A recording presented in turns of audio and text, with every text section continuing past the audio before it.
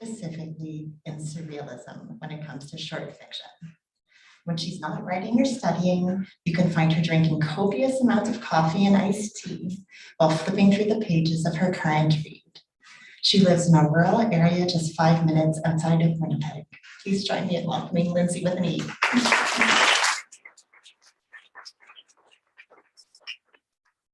Thank you for that introduction, Dr. Wills. As Dr. Wills said, I'm Lindsay, and I'm really thrilled to be here tonight to celebrate the launch of Professor Wong's latest book.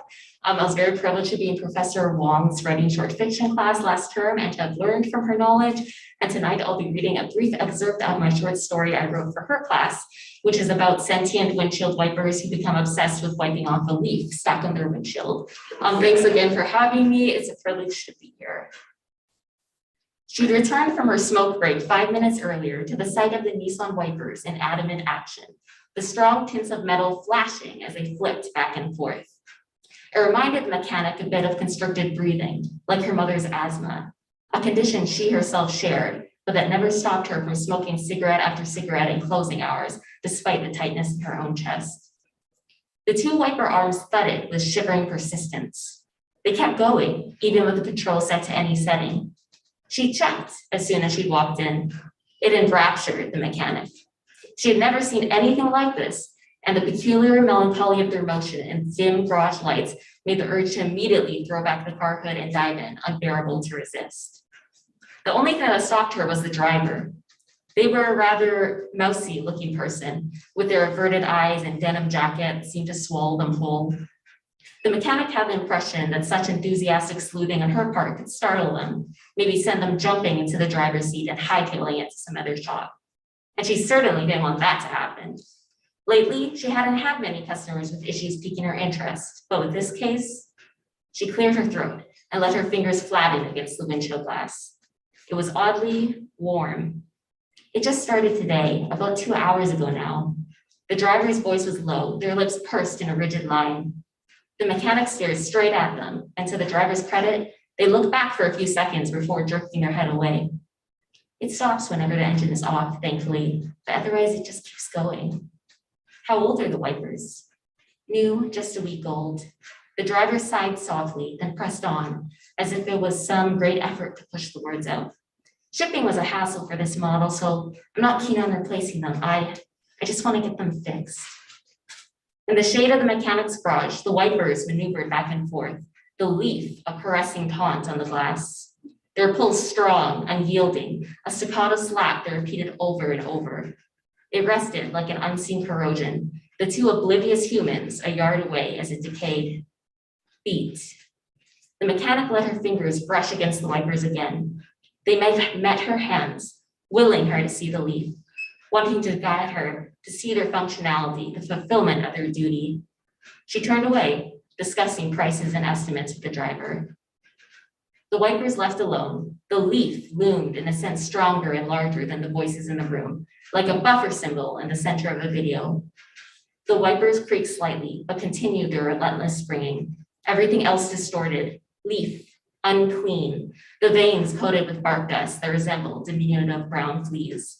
What no one else seemed to see, leaf. I'm really uncomfortable driving any other car. I'd rather have this one back as soon as possible. It was the driver's voice again, barely pushing past the lump in their throat. Of course, of course. The mechanic spoke in her most soothing tone, which was still noticeably coarse in its natural melody.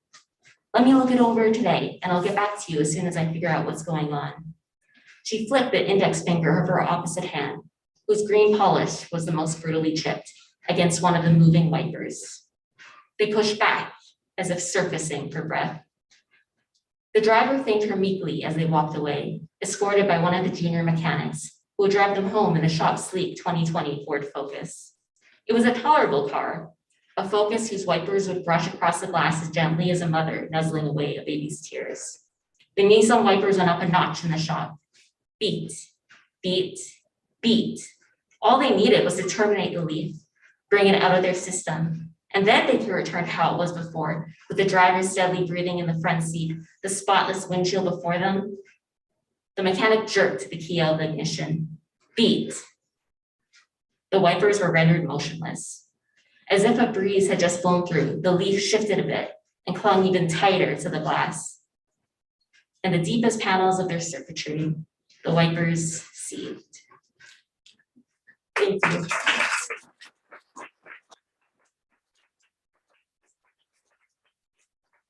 Thank you so much, Lindsay Taylor. Remember this name.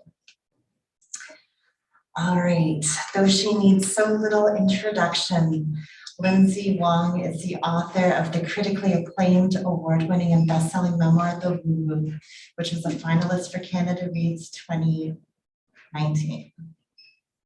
She has written a YA novel entitled My Summer of Love and Misfortune. Wong holds a BFA in creative writing from the University of British Columbia and an MFA in literary nonfiction from Columbia University. She currently teaches creative writing at the University of Winnipeg. Tell Me Pleasant Things About Immortality is her first collection of short stories. And I know it's really corny, but I'm going to read my blurb for the book because I think it is a mere specter of its fabulosity. The stories and Tell Me Pleasant Things About Immortality will make you laugh, cry, and gasp. Here, Lindsay Wong has created an absurd symphony of tragedy and joy that leads Asian Canadian writing into uncharted and new, incredible directions. The horrible is hilarious, the tragic is titillating, the morbid is mirthful. In these stories, you will find beauty, horror, pleasure, and joy. Please join me in welcoming the shiny new crown jewel of the Winnipeg literary scene, stolen from rainy and gray Vancouver.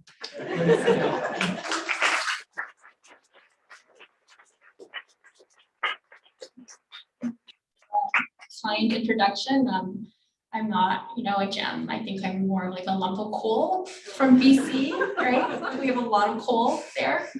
So I'm here now, and I want to thank you all for coming. John, Scott, Rory, I know you have a horrible job. You have to babysit writers and take them to their interviews, and we're all toddlers disguised as human beings. So thank you for that. And I see so many students, colleagues, friends. So thank you for coming out.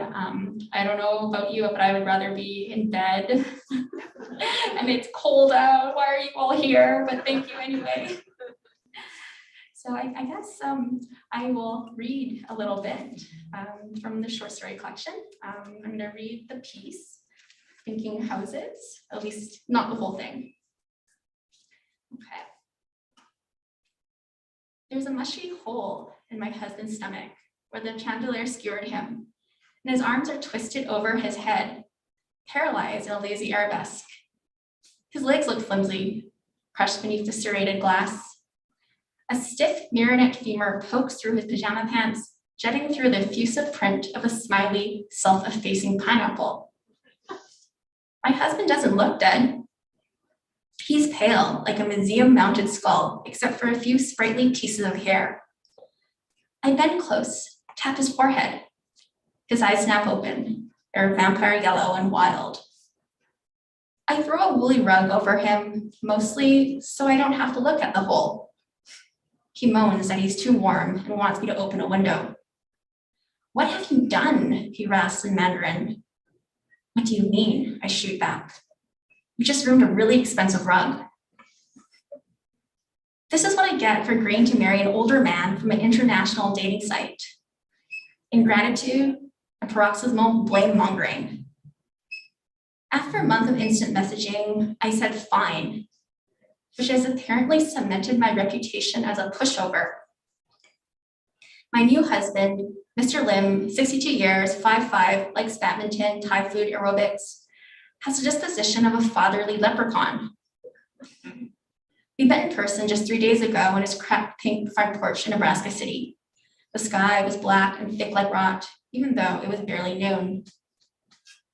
I clasp his icy hand like I would a squirming child's, and I try not to stare where his belly should be. The hole is oozing and making the rug soggy. I won't tell him that the stain looks permanent. My new husband may be bossy and cheap, but he's sometimes kind. He held me when I cried, which is often the past 3 days. He's the only person in this town who speaks any Mandarin. I suspect that I won't have anyone to talk to when he dies. You bought the apocalypse to America, Mr. Lim accused me prior to the light fixture harpooning him as if he were some luckless sea mammal. We were drinking a bottle of rice wine in our pajamas. We'd almost reached a 911 operator, but then the basement caved in, followed by some of the tile roof, which shut apart like fish scales.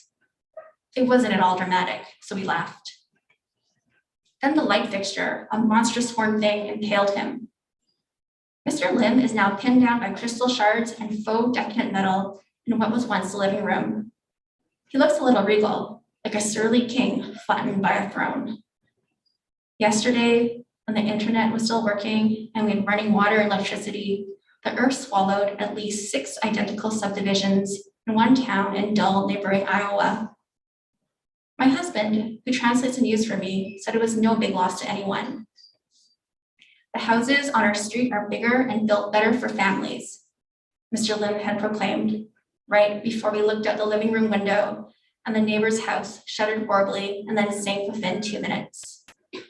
Then he added, gesturing and sighing, their house was much nicer than ours, but that couple had such an ugly baby. Well, I said after an ice age of silence, too many shifty-eyed glances, should we open the canned peaches? I almost let the gigantic gap in the ceiling provides us with an invigorating aerial view. Half of the sun seems to have combusted.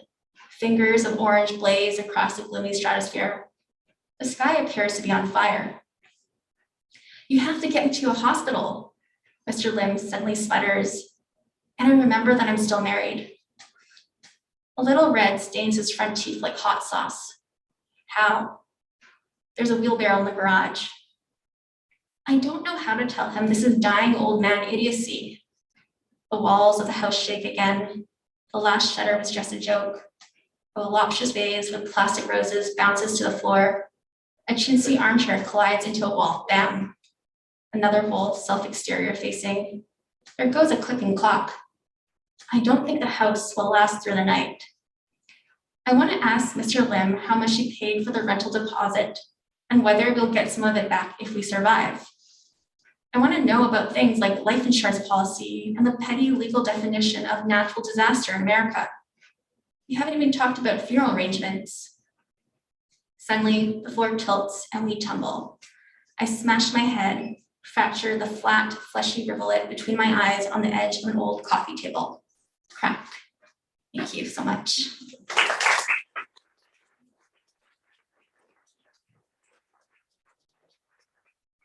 So much, Lindsay. I think I'm going to do these out of order because I want to ask you about that story in particular. In this story, Sinking Houses, we get a taste of how well you write unreliable narrators. Not only is our unnamed speaker traumatized by the apocalypse and her terrible childhood, but she even speaks in equivocations. She says, as you mentioned in the passage that you read, I suspect that I won't have anyone to talk to if/when my husband dies, and offers asides like, I can't bear to look at the dying dog. I wish someone, parentheses, not me, exclamation mark, points and parentheses, who put it out of its misery. In My Summer, too, we have an unreliable speaker. What is the allure of this kind of narrator, and what does she offer? Yeah, that's a good question. I think coming from a nonfiction background, I was always stuck with the truth. I had to. I could manipulate the narrative, but I couldn't lie. Otherwise, you get in trouble in creative nonfiction, and no one wants that to happen, right?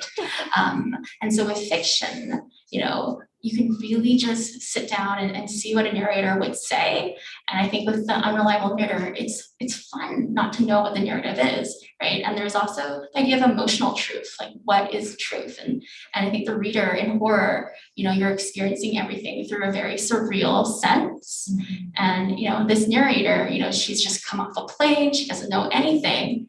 And then the apocalypse happens. Like, what would you do, right? You would become an unreliable narrator to survive it all. That's really helpful. Thank you so much.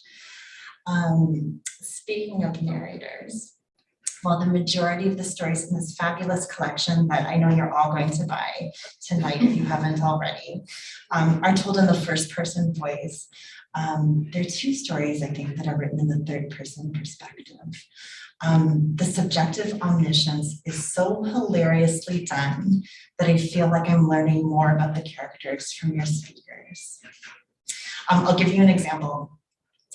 In Happy Birthday, so the first story that John mentioned in his introduction, we get this grumpy lawyer protagonist, Johnny. He's such a jerk to everyone around him, but the narration sounds almost free and direct. We hear, the greasy lemon chicken appeared yellow and globular under the bright lights of the dining room. The spindly crab legs looked sinister, and the great abalone looked, well, undead. What does it take to write in the third person for you?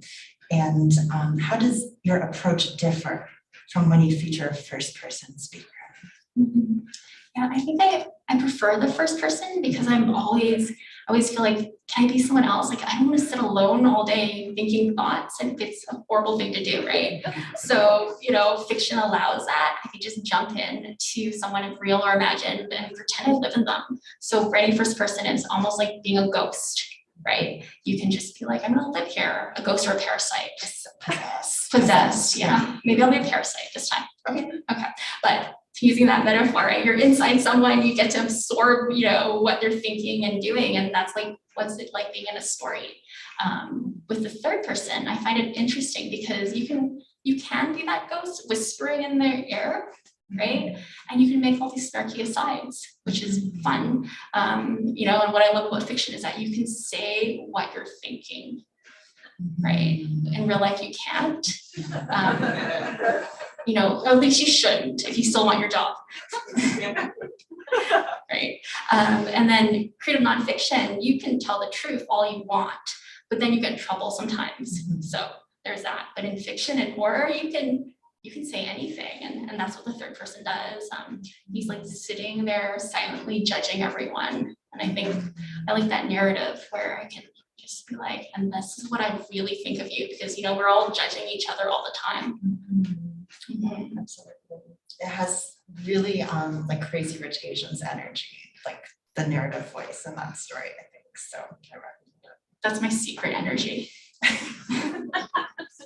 Crazy sad Asian energy. All right.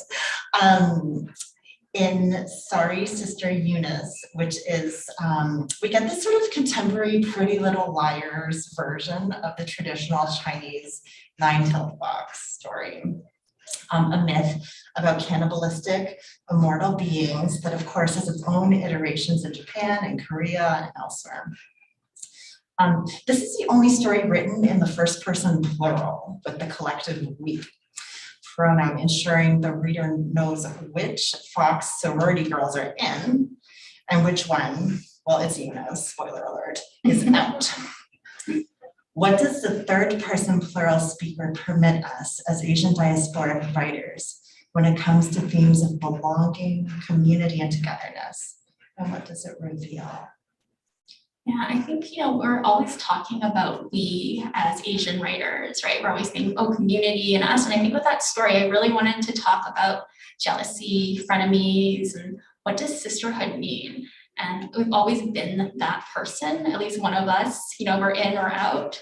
And I think that, the we really showcases that, because Eunice doesn't know that she's not in, right? Which is really sad, or at least she doesn't want to know. It's heartbreaking. And then that we can just be callous and be mean, right? Because it's care disguised as envy, right? And I remember I was thinking often when we first met, people said we wouldn't like each other, or that we'd be jealous of each other because we're designed to compete, I think, as Asian writers, right? There's room for only one. And then they were all surprised that we became friends. No room for Asian pick-me's. Exactly. Yeah. Yeah. So poor Eunice is out, though. Yeah, sorry, Sister Eunice. Lindsay, okay, as an aside, had this brilliant idea that unfortunately didn't come into fruition of having a panel of all Asian women writers together, because we never get to be on a panel together because festivals are afraid that like people won't be able to tell us apart. And the title of the panel that never happened, that maybe should happen. Where's John again? Where did he go? John's missing. Yes. Was something like all not same or something like that. All right. I have another quick question about Sister Eunice. This story, while not entirely just about eating random college students at San Francisco State, does feature its fair share of ingestion passages. We read, during our bi-weekly dinner, while sucking on tendons and crunching pelvic bones, we want to lunge and tear out each other's throats. By dessert time, which is always raw liver, we think about smothering one another with fluffy pink pillows. This passage and many others throughout this entire book are a far cry from the culturally touristic inventories of Asian food that we see in earlier Asian Canadian lit, that sometimes feels like it's written fetishistically for non-Asian audiences. What are the political incentives behind writing about disgusting, spoiled, or even awful food in your stories? Yeah, that's always a trope I want to play with. First, I'm obsessed with food. I'm always thinking about it. I wake up and I'm like, what am I going to eat today? And then, of course, I have a million allergies, so I can't eat. So then I'm thinking about food all the time. But to answer your question, when I'm, writing against Asian stereotypes, I want them to really see that this is not for you, like the reader, right? It's not exotic. It's part of the grotesque. It's part of, the lens into the horror and the uncanny. I think, it really mirrors the state of the characters. Johnny is sitting there and he doesn't want to eat because he has this horrible family and his dad is, possessed by the ghost of a stripper that he murdered, right? And so, of course, it's going to look disgusting and horrible, right? And food it can mean so many things to people, because when we're happy, we see food differently than when we see food when we're sad, right? And then in many cases, these characters, I think, are traumatized, or they're carrying a lot of horrible secrets. So of course, who wants to eat? Well, some people, I think. Some people do. But I do like tendons, though. But no one in Winnipeg knows what they are. I go to every restaurant. They know. Do they? They're always like ribcage. Oh, yeah, it's true. I want to eat tendons, but not human ones, and I'm not going to eat my student, I promise. All right, speaking of disgusting undigestibles, not the students, and not the tendons. For the previous story, my bad. One of my favorite stories in this collection is called The Ugliest Girls. It is grotesque and sad in its depiction of Chinese indenture, but also mail order brides. But, and there are no spoilers here, I don't think. What is most alluring in this story is the allegory. So let me break it down. These Chinese girls are brought to North America and are forced to suckle gigantic leeches who latch onto their tongues and grow fat on the girls' saddest memories. Then the leeches are turned into treats to be eaten by rich white people. The metaphor for ethnic suffering, storytelling, and consumption is so, dare I say, delicious and so cam-lit. What is your approach to symbolism, suggestion, and nuance? What does it afford you as a writer with a large, diverse readership?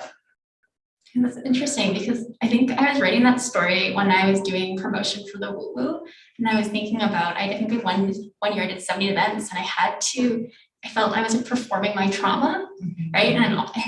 It came to me when I was, talking about the book, and it felt like there was a giant leech on me being taken out. And I think, with the symbolism, people can read it as a fairy tale. People can read it like a Bluebeard sort of thing, or people can really see that it's a response to trauma porn. Mm-hmm. Yeah. So I think, it's an interesting time to write BIPOC lit in Canada, for sure. And I'm sure you felt this way too when you were promoting your memoir. That's probably why we're friends. Because of the leeches. The leeches. No, you call it a different metaphor. No, not as disgusting as mine. It reminds me a lot of The Miracles, but Conversations with Canadians. In which she talks about like the sort of questions that people ask you in Q&A sessions and how it feels like they're trying to like draw something out. So that's like a really brilliant and hilarious, I think, metaphor. Thank you. And I think Chicken Face in that story, she hangs on to that memory, right? And so often like what is in a memoir is for the audience, but what it isn't is not for them. And I think that was what I was playing with. Yeah. No, I loved that, like the refusal. Yes, So, you can't have it. Yeah, you can't do that. Another standout story, there are 13 stories, which I don't think is an accident, right? No, I wanted 13. I was like, no, I have to have 13. It has to work.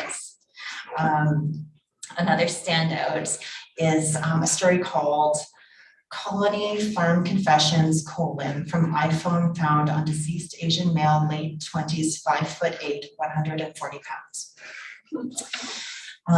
Visually, it's a standout, but also in terms of form, voice, style. How do you think about the different components of a short story collection of horror stories? So what kind of variety, but also what threads of commonality do you aim for? Yeah, I think after I'd written all these stories, I didn't realize I was writing another immigration story, but through the lens of uncanny. It was really just, oh, I have all these themes about intergenerational trauma, family secrets, ghosts and demons and folklore. And I think really it was just a matter of writing it all out and seeing if there's any threads. And then I realized that I was worried about immortality and death. And that's sort of how, the title story came about. But with Colony Farm Journals, I'm always thinking about like, how do we tell a story either, through text or social media, because so much of it is curated, right? And the character in Colony Farms, he's, talking to his iPhone because that's his only friend. So he's narrating his story, but he's being unfiltered, I think. And that's what's really interesting to me. Absolutely. And it feels like almost invasive when we're reading it, like you're in his mind and you can't get out. Absolutely. I'm glad you mentioned the titular story, because it is a stunner. Like yes, read them in order, but also start with this one. It's amazing. Okay. It's about a zombie falling apart. It's really stunning, and it's about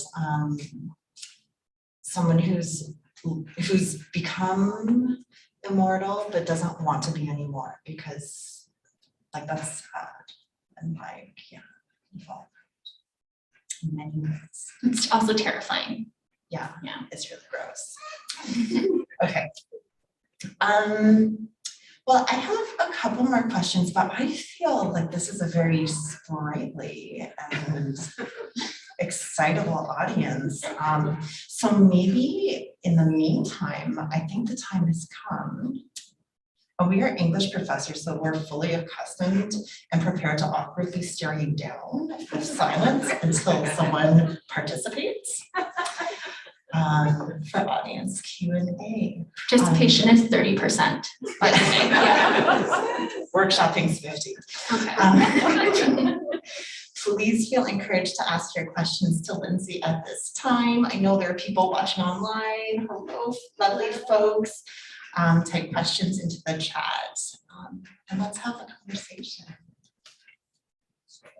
Thank you so much for your reading and for this discussion. So this question is kind of broad, but I'm obsessed with this question. I don't know the answer to it. What is the grotesque? How would you define it, and why is it attractive? I think for me, that's a really good question. The grotesque is what we should say as women. I think I've read a lot about aging, women's bodies, the horrible things that happen that we're not supposed to talk about. And so for me, it's that, but also thinking widely about a culture. what is grotesque for Chinese culture? What is grotesque for Chinese mythology? You know, we have this idea of the fox demon eating people, right? We're not supposed to talk about cannibalism. And so much of the book, I think someone told me like 40% of the book is about cannibalism. And I was like, oh, I guess I'm interested in cannibalism. And so I think we're not supposed to talk about that. But when I was growing up, we'd have these stories about, you know, there was a war, and in order to survive, you have to, you know, eat your children or sell your children so you can survive. And I think for me, that is what I'm drawn to. I guess it's like a idea of, you know, what is other, what are the things that we should talk about, if that makes sense. So if you're a writer, you should go there. Saber's a brilliant writer. It's like creepy stuff too. So. I'm excited for your book.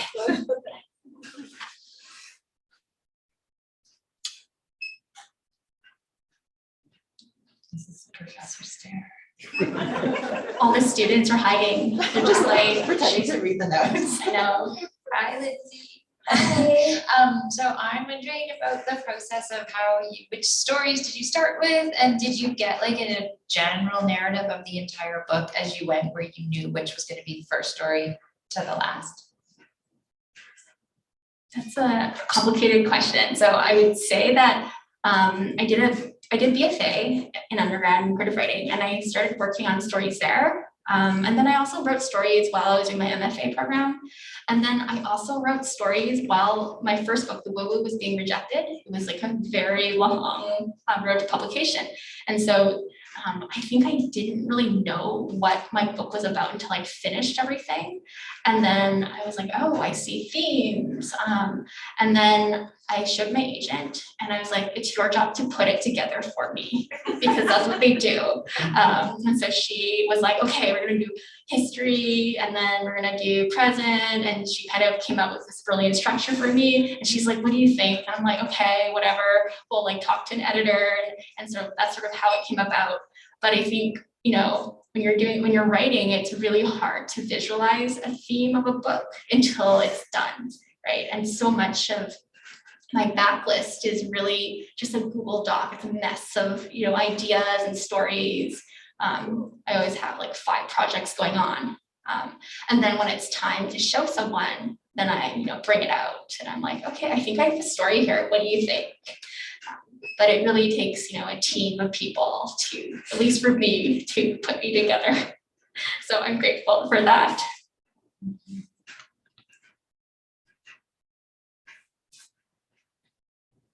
That's the honest truth. And were there any other questions?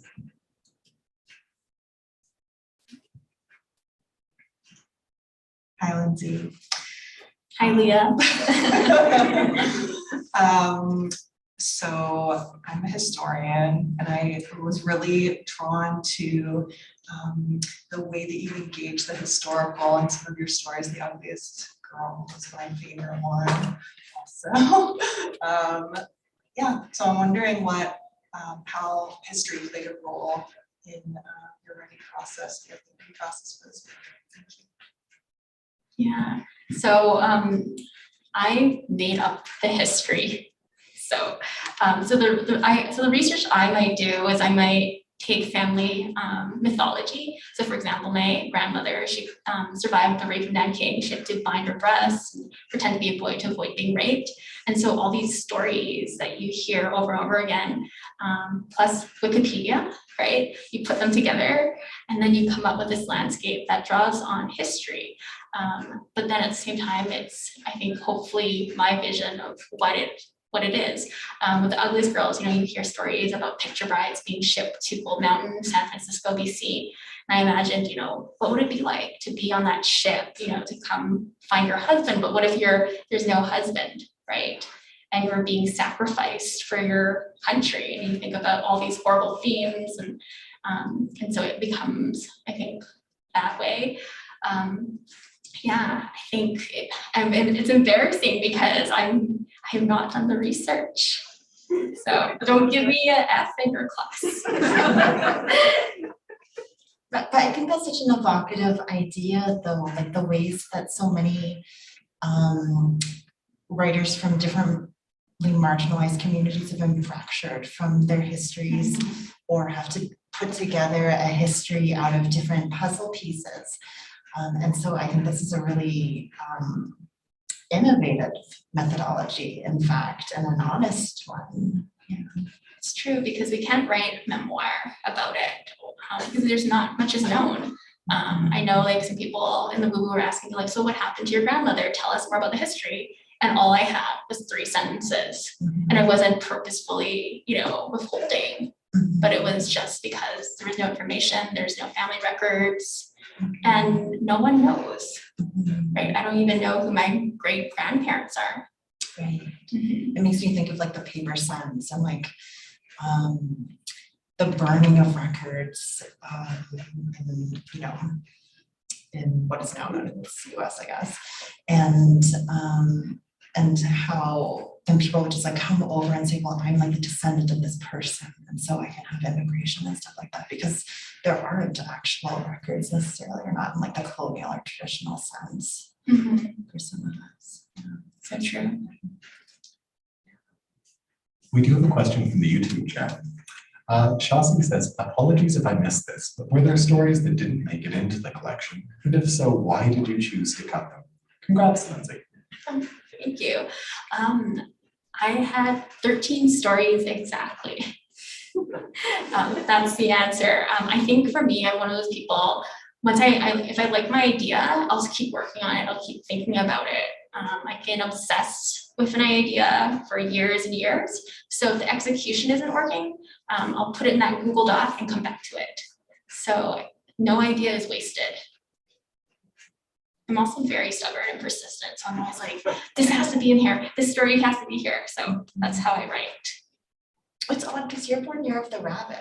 I know. I'm like a funny rabbit. A stubborn one. I'm year of the chicken. So I know I'm we're supposed to be very enemies. You're supposed to like peck me to death according to linear theater. I know those. You won't, okay.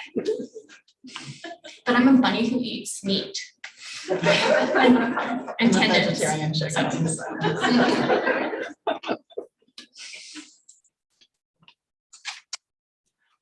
Oh, I mean, I can ask the perfunctory question that all authors get asked at the end of their book launches, and that is, what are you reading now, Lindsay Wong? Whom do you follow? What literature interests you? I've been listening to a lot of audiobooks because I can't read because I have a neurological condition. So some days I'm like, this text is too small or it's moving. And so I recently listened to Bad Creek by Jessica Johnson. It's a brilliant horror about family and the Wendigo. Definitely recommend it. And then I listened to Jen Lee's Super Fan. It's also a great collection of essays, really heartfelt and poignant about growing up Asian in East Van. I really related to it. So I have both of those. yeah, I have a mix. I think I follow our contemporaries, right? Sounds like you're missing Vancouver though. Oh no, don't worry, I'm going back. Okay. I'll come back. Okay. Okay. Are there any other questions, folks?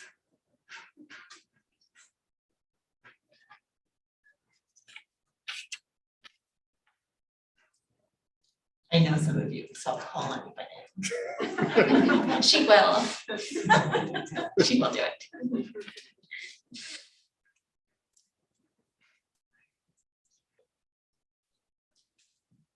Well, if there are no further questions, if you both had any dramatic closing comments, you might like to. You're very welcome to do so.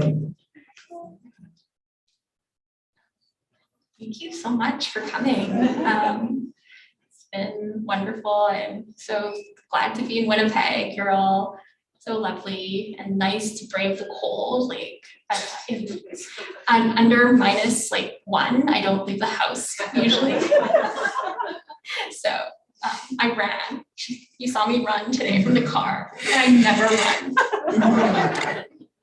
Stop. Okay. Thank you again for attending on this chilly night. I encourage you to purchase one of these juicy hardbacks. They're rare these days, a hardback, because look how fabulous and gorgeous they are, first of all. I think John has some final comments on the signing, but given that we're less than 2 months away from Asian Heritage Month, I think it would be almost criminal to get your copy signed tonight so that you can flex on TikTok in May. And Jenny is dressed like the book cover, if you notice. She dresses the book cover. I'm just the background. Oh, stop.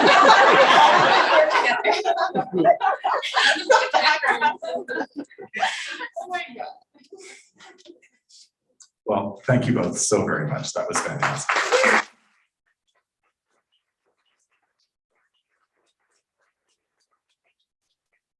So as I mentioned, we will be moving along to the signing portion of the evening. So we'll ask you all just to remain in place for one moment while we safely transport Lindsay over to the signing table. There'll be copies of all of her books there. So please do feel free to get a book signed before you pay for it at the cash desk. Please do pay for your book before you physically leave the store. We are so very grateful to you all for coming out, for your questions, for your engagement. And I'd just like to end by extending some gratitude to Penguin Random House of Canada and Penguin Canada specifically for publishing this wonderful story collection. To Lindsay Taylor for kicking things off with an incredible reading. So look for more from Lindsay.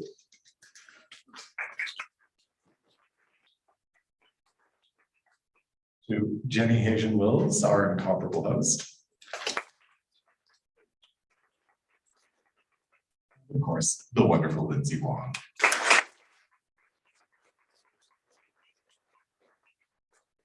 Thank you all so very much for coming, and please do have a wonderful night. I also have flowers